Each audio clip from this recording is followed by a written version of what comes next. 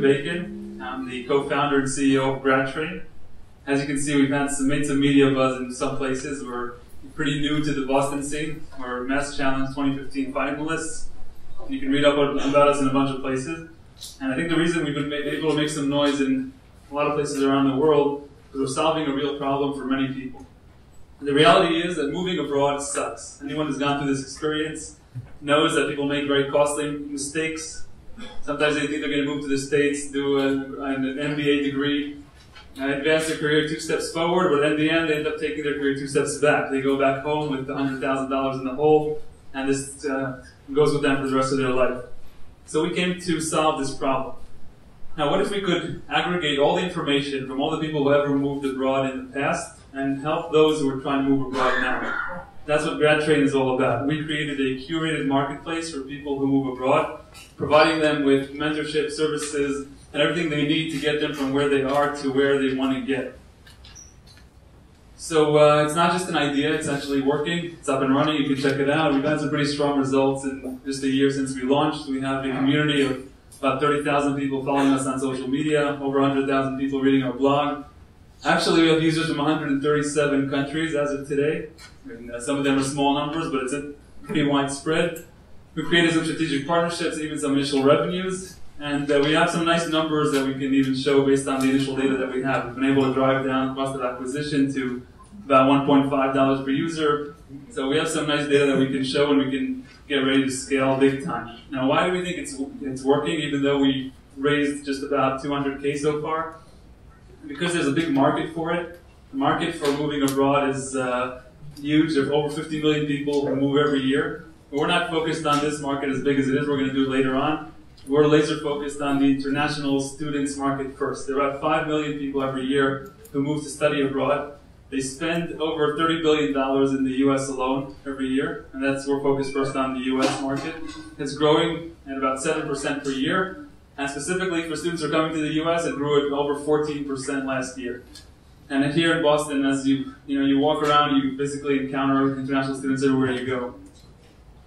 Another reason we think it's working is because the team have over 10 years of experience working in large organizations on technology projects. My co-founder is a top 5 entrepreneur, female entrepreneur in Israel.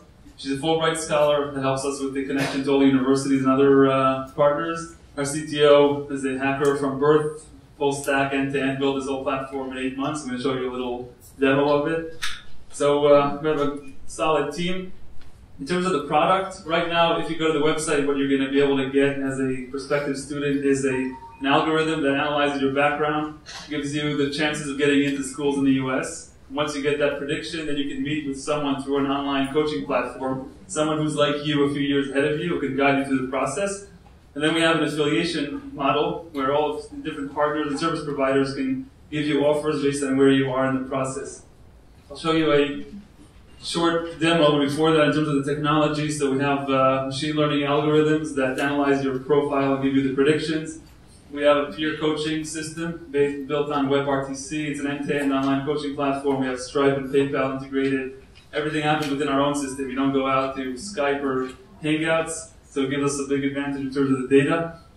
And we have the automated affiliation system that we're building these days. Right now we're doing it manually in a way that doesn't scale, but we're building an automated system to match those offers with the people's needs. So quick demo, we'll see if it works with a clicker.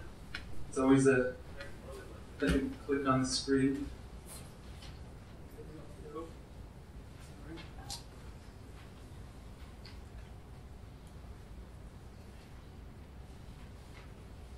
You can do it.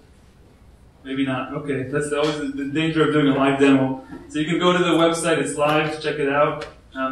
Just show you the coaching platform. How do we make money on this? So there's a B2C side and a B2B side. So we have the whole coaching marketplace and these algorithms that predict people's chances of getting in. So that works in freemium models where we're making a cut off those coaching sessions that the coaches provide. And we have a premium algorithm if you want to get a portfolio of schools. So you pay $7 for that. But the bigger business models and affiliations and leads, there's a whole ecosystem of service providers, universities, test prep companies, housing companies, so on, who want access to our community. So we provide them with leads, with the consent of the students, of course, and we get a cut of what they make.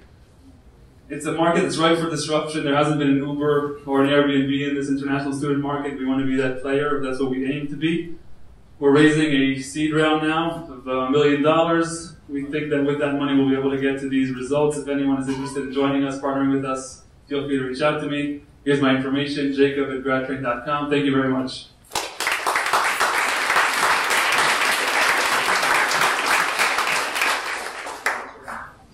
Questions? Right. I'm still here for questions. Yeah. Yes, sir. Yeah, in terms of developing your UI to interact with people of different languages, you guys, were you able to find hand tools, or how much did you have to develop internally? That's a great question. So we're a bootstrap startup, so we're very lean, but we've been able to leverage as interns from different places around the world. So they've translated our site already into Portuguese, French, and Turkish, and we're continuing to add more languages as we go along. The nice thing is we're leveraging mentors who are like those people. So if we have someone from China who wants to come and study at MIT, they're going to talk to a Chinese student who's now at MIT or was there a few years ago. So they're going to do the interaction through our video system in Chinese anyway. So the content on the website doesn't necessarily have to be geared towards the person's language. Thanks for the question. Who's your most influential partner right now? You said you had 12. I'm assuming most of them are universities, right? And I'm asking this as a foreign and international recent graduate who's lived 4 different cities in 3 continents for the past 5 years. So I really would have appreciated this in 2010. Thank you. I wish we would have been up 5 years ago. Yeah. So your most influential partner right now, who would it be? So first of all, we want you to be a mentor on our platform, so email me and I'll send you a link to sign up. So thanks. I already got another user from this event. It's already worthwhile. Thank you.